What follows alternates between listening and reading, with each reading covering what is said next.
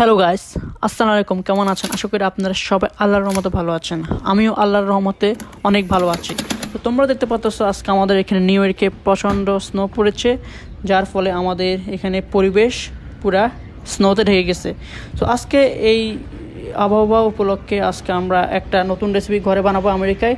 সেটা আমাদের এবং তোমাদের পুরনো জিনিস। তো চলো তোমাদেরকে দেখাই। সো এটা আর কোনো নতুন জিনিস না, সেটা আমার এবং তোমাদের পরিচিত জিনিস। সেটা হলো চিতল পিঠা। তো চিতল পিঠা বানানোর জন্য আমরা যে জিনিস রেডি করি সেটা হচ্ছে গাবা। তারপর আমরা রেডি করি তোমার মাটির পাতিল। এবং তোমরা অবশ্যই দেখবা, ভিডিও আগে দিয়ে আমি দেখালাম যে মাটিতে আমরা তেল দিয়ে এটাকে মুছে ফেলি, তারপর আমরা পিঠা দিই, ছেড়ে দিই। তো আমরা এভাবে করে আমেরিকাতে আমরা করি, চিতল পিঠা বানাই। এবং তোমরা কমেন্টে বলতে পারো যে আমি কিভাবে এই মাটির পাতিলটা আমরা জোগাড় করেছি। আসলে এটা আমরা বাংলাদেশ থেকে আনিয়েছি আমেরিকায়। তো তোমরা সবচেয়ে ওই জিনিসটা ভালো হবে বাংলাদেশ থেকে আনা, কারণ বাংলাদেশের জিনিস ভালো।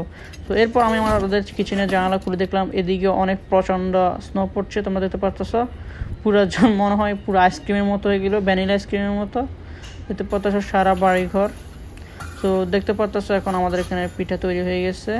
আমি এখন তোমাদেরকে দেখাবো হাত দিয়ে ধরে।